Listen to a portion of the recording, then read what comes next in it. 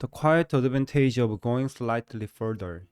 Most people believe that meaningful change requires dramatic action. They wait for a breakthrough moment, a surge of motivation, or a perfect plan before committing fully. And lasting progress rarely comes from grand gestures. Instead, it emerges from the quiet decision to go slightly further than required. One more attempt, one more refinement, one more moment of focus.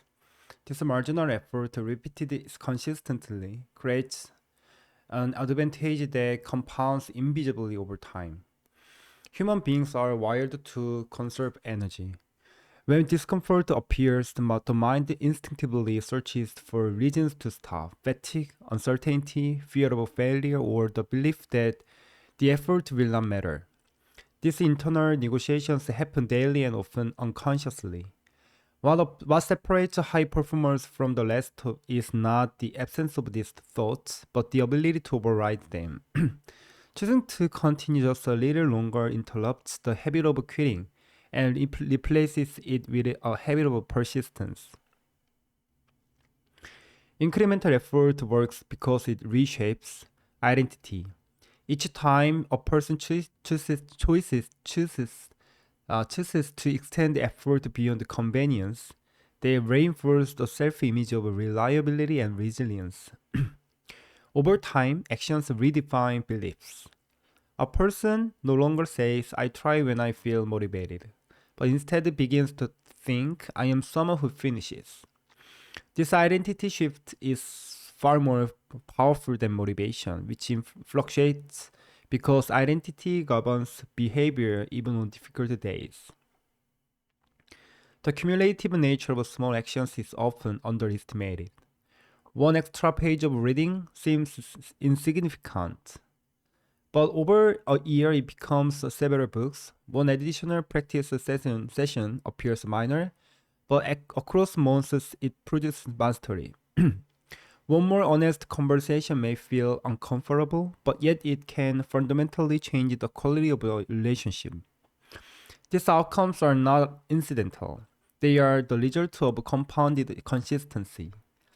Discomfort plays a critical role in this process. Growth almost always occurs at the edge of comfort, where effort feels inefficient and progress appears slow.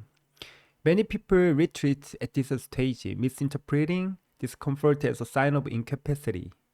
In reality, discomfort is evidence that adaptation is taking place.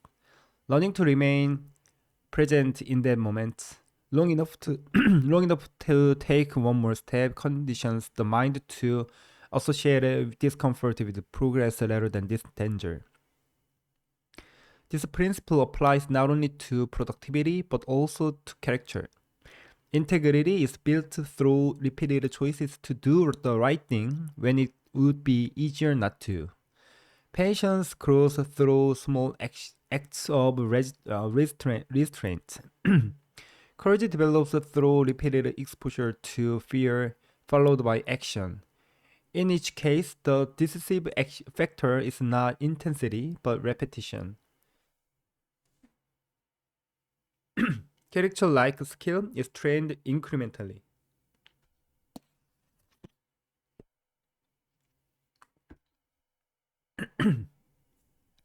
Focus is another domain where slight extension matters. In an environment filled with distraction, sustained attention has become a competitive advantage. Working 5 more uninterrupted minutes, resisting the impulse to check a device, or refining a task once more before committing it evaluates quality. These small acts of focus differentiate excellence from adequacy.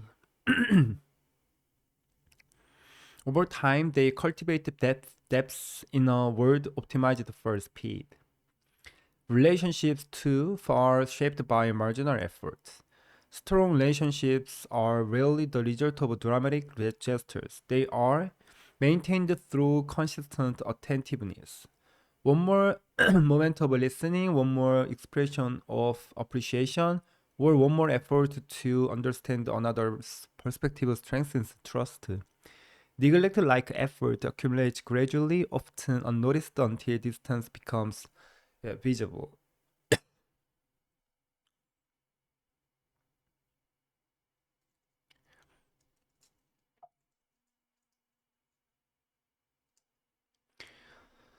Resilience is perhaps where this principle proves most valuable. Setbacks are inevitable, but recovery is a choice. The decision to take one more action after disappointment, reviewing a mistake, reaching out for feedback, or beginning again prevents stagnation. Momentum does not require confidence, it requires movement. One deliberate step forward can restore direction when clarity is lacking. Ultimately, the advantage of going slightly further lies in its accessibility. It does not require exceptional talent, resources, or circumstance. It requires only awareness in moments where stopping feels justified and the willingness to continue briefly beyond that point. Over time, these moments shape a life defined not by unfulfilled potential but by steady, intentional progress. The difference between an ordinary path and an extraordinary one is often a narrow margin. The margin is created not by doing everything, but by doing one more thing that matters again and again.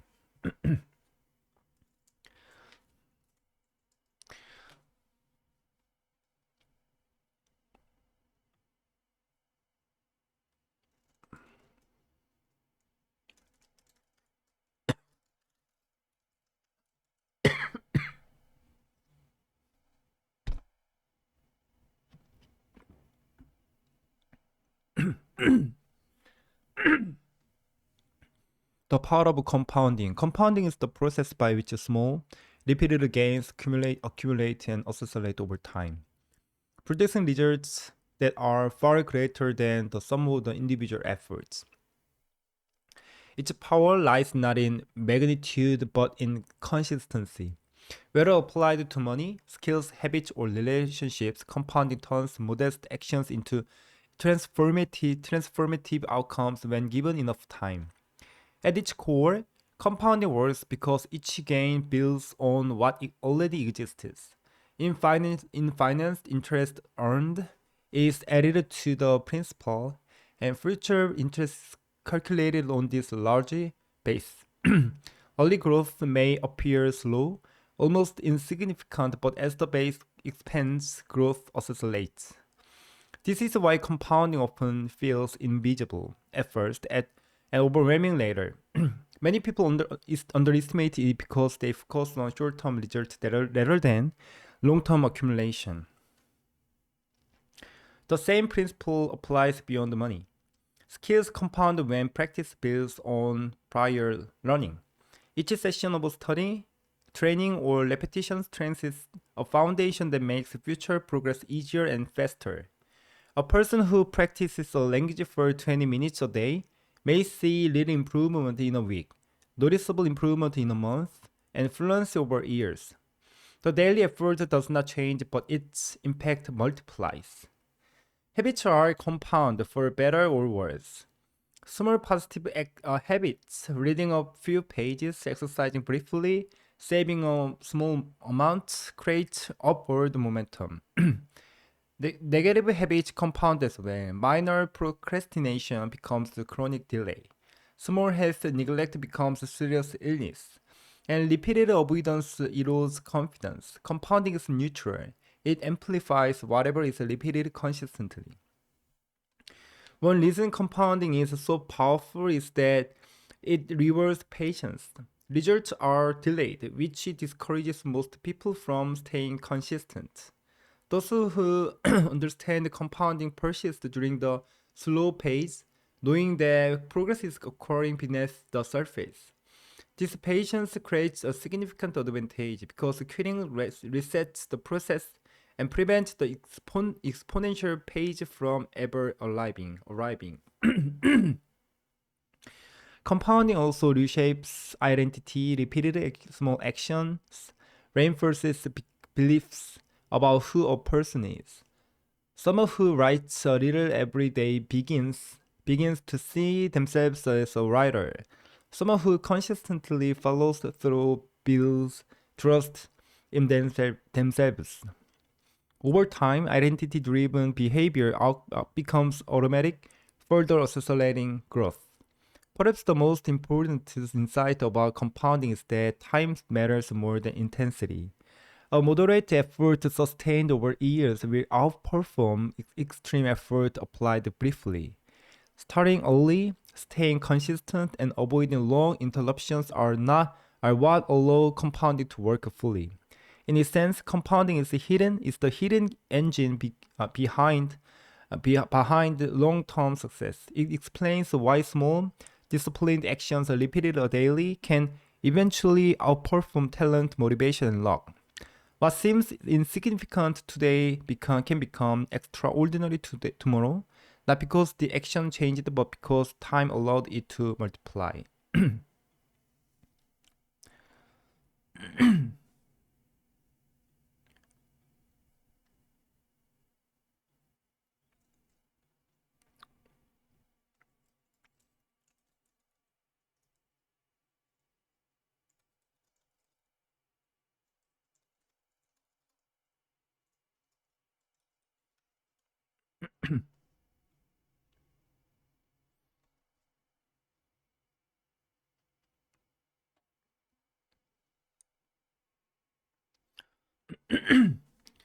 Summary of Not Just for the Money, Bruno and Frey. Not Just for the Money challenges the traditional economic assumption that people are motivated primarily or exclusively by financial incentives. Bruno Frey, a leading behavioral economist, argues that human motivation is far more complex and that relying too heavily on monetary levers can actually undermine performance, creativity, and intrinsic motivation. The book is a foundational work in behavioral and institutional economics, offering a more realistic view of how people behave in organizations, markets, and society. At the center of Frey's argument is the distinction between extrinsic motivation, doing something for external rewards such as money, bonuses, or promotions, and intrinsic motivation, doing something because it is inherently interesting, meaningful, or satisfying. Traditional economic theory assumes that increasing extrinsic rewards will automatically increase effort and performance. Frey disputes this, showing that under many conditions, external incentives can crowd out intrinsic motivation. One of the book's key concepts is motivation crowding out. When people feel controlled, monitored, or manipulated by external incentives, they may lose their internal desire to perform a task well. For example, introducing performance-based play in jobs that require creativity, judgment, or moral commitment can reduce engagement and long-term quality.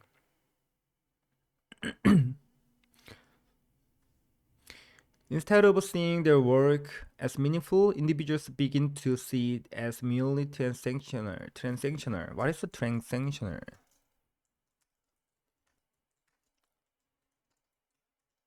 Transactional.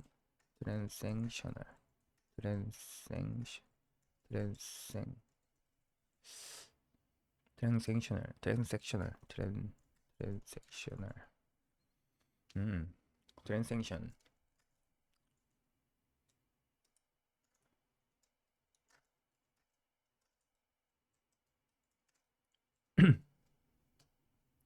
Conversely, Frey introduces the idea of motivation crowding in. When institutions and leaders support autonomy, trust, and recognition, intrinsic motivation can be strengthened. Non-monetary factors such as respect, participation in decision making, social recognition, and a sense of a purpose often have a stronger and more sustainable impact on performance than financial levers alone.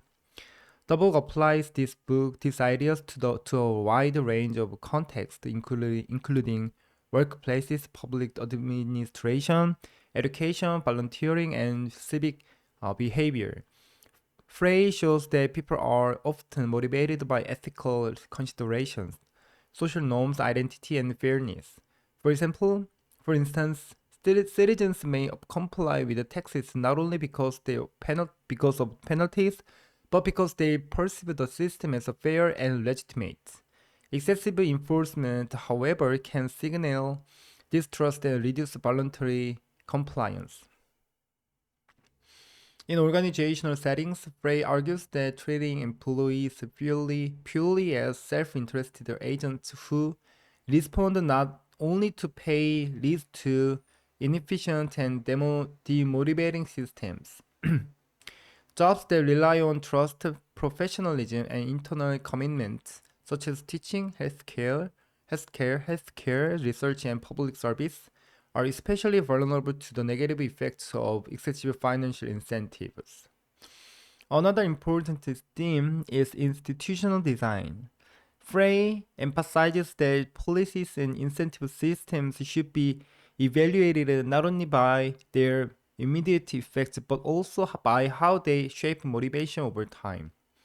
Short-term efficiency gains can come at the cost of long-term motivation, cooperation, and social capital. Ultimately, not just for the money calls for a more humane-centered approach to economics and management. Frey does not argue that money is irrelevant. Frey does not argue that money is irrelevant. Rather, he shows that money is only one motivator among many, and often not the most important one. Sustainable performance, satisfaction, and social well-being depend on respecting intrinsic motivation, autonomy, and meaning. In a sense, the book teaches that people are not machines responding mechanically to incentives. They are motivated by purpose, dignity, and internal values. And systems that ignore this reality risk undermining the very behavior that they aim to encourage.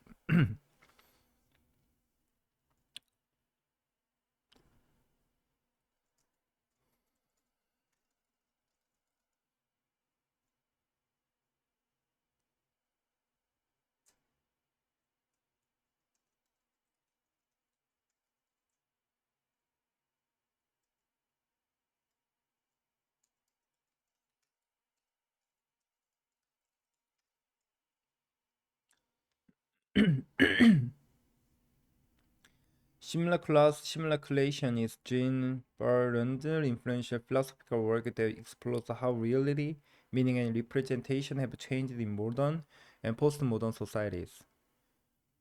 Baudrillard argues that in contemporary culture, reality has been replaced by science, images, and models that no longer refer to anything real.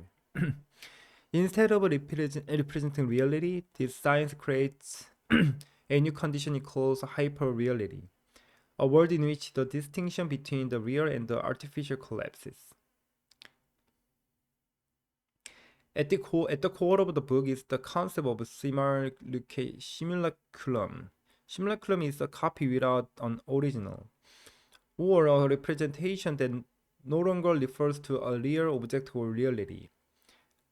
Baudrillard claims that modern society is dominated not by reality itself but by simulations, a system of science that generate meaning independently of any underlying truth. In this condition, people do not experience reality directly. They experience representations of reality. Baudrillard explains this transformation through four stages of the image. First, the image reflects a basic reality. Second, it masks and distorts reality. Third, it masks the absence of reality. Finally, it bears no relation to reality at all and becomes a pure simulacrum. According to B, contemporary society largely exists in the fourth stage, where science circulate without reference and create their own self-contained reality. The key example B uses is media and consumer culture. Advertising, television, and mass media do not simply reflect social reality, they produce it. Images of happiness, success, beauty, and identity are endlessly repeated until they replace lived experience. Consumption becomes less about satisfying real needs and more about participating in a system of science. People consume meanings, symbols, and lifestyles rather than material utility. B also discusses hyperreality. A condition in which simulations feel more real than reality itself. Theme parks, virtual environment, news, media, and political spectacles are examples of spaces where reality is staged and intensified. Disneyland, famously analyzed by B, is not an escape from reality but a mechanism that hides the fact that the entire society functions like a simulation. It reassures people that real life exists outside, even though the outside world is equally artificial. In politics, B argues that power operates through images rather than substance. Political events, wars, and scandals are mediated to such an extent that they become spectacles detached from material consequences. Representation replaces participation, and symbols of democracy stand in for genuine political engagement. Meaning dissolves into endless interpretation without truth. Reference to truth. Another important theme is the death of the real. B claims that traditional notions of truth, authenticity, and objective reality lose their authority in a world dominated by simulation. Knowledge no longer seeks to uncover reality but to reproduce moral. Science, media, and technology contribute to this process by prioritizing prediction, coding, and control over understanding. Unlike classical critique, B does not offer a clear solution or moral stance. His tone is often ironic and provocative. Rather than calling for a return to reality, he suggests that such a return may be impossible. The task of a theory in his view, the task of a theory in his view is not to restore truth, but to reveal the logic of simulation and its consequences. Ultimately, simulacrus and simulation presents a radical diagnosis of modern society. It argues that we no longer live in a world where representations point to reality. Instead, we live in a world where reality itself is produced by representations, circulation, meaning circulates without origin, truth dissolves into images, and society becomes a play of science, referring not only and society becomes a play of and society becomes a play of science and society becomes a play of science referring only to other science. In a sense, B's work challenges the assumption that there is a stable reality beyond appearances. In the age of simulation, appearances are reality, and understanding of society requires understanding how those simulations are produced, circulated, and consumed.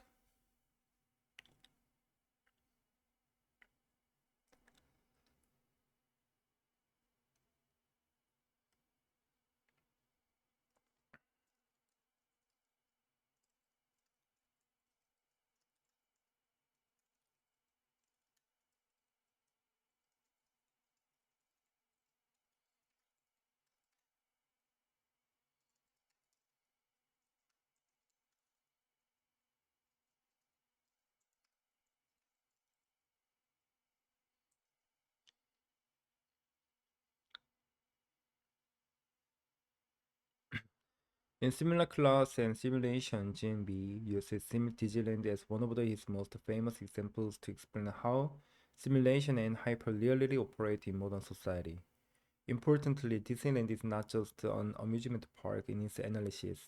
It is a symbolic mechanism that helps people misunderstand the nature of reality itself. B argues that Disneyland is presented as a world of fantasy, illusion, and childish imagination, clearly separated from real life. Visitors enter Disneyland expecting artificiality, cartoon characters, scripted motions, idealized stories, and controlled experiences. Because it is often fake, people assume that everything outside Disneyland must be real. The assumption, the assumption is precisely what gives Disneyland its ideological function. According to B, Disneyland exists to conceal the fact that the entire society surrounding it is also a simulation. By isolating fantasy in one designated space, society preserves the illusion that reality still exists elsewhere. Disneyland acts as a decoy. What is decoy?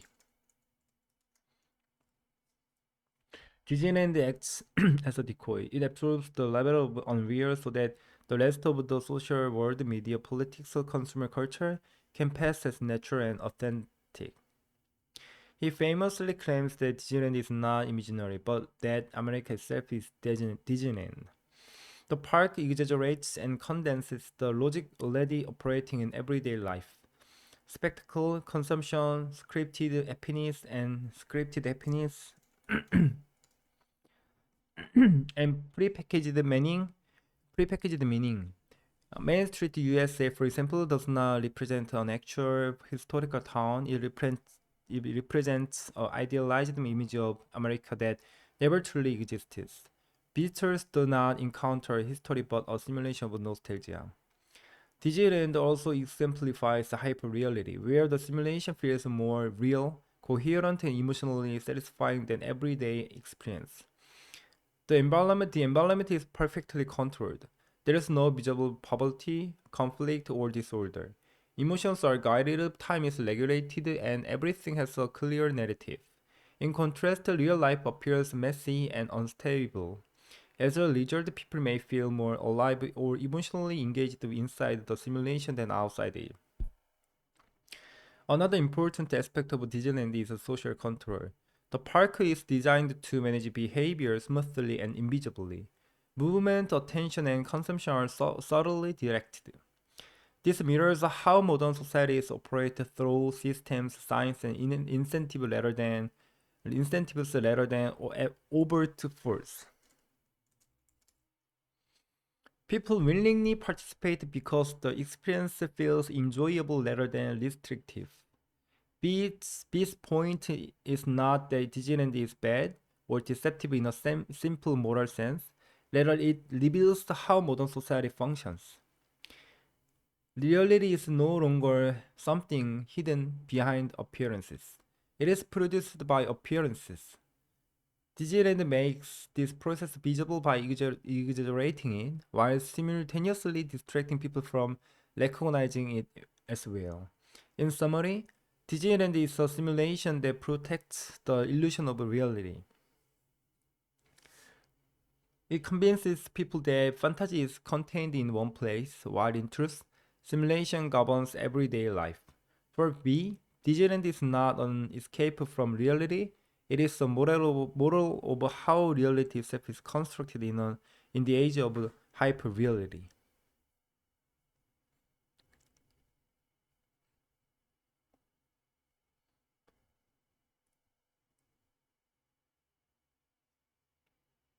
Success is created by consistently doing one more than what feels comfortable or average. Small repeated actions compound into extraordinary results over time. Most people quit just before reaching their true capacity. Discipline is an expression of self-respect, not punishment. Confidence is built through evidence created by keeping promises to yourself. Personal standards matter more than goals because they shape daily behavior. Fear and discomfort are indicators of growth, not signals to stop. Extraordinary relationships are built through intentional, consistent effort. Momentum comes from sustained action, especially after setbacks.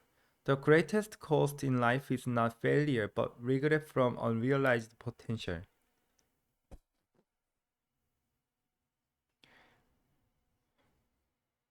The book's message is that the life people admire is often the result of countless small decisions made consistently over time. The power is not in dramatic change, but in the willingness to do one more when it would be easier to stop.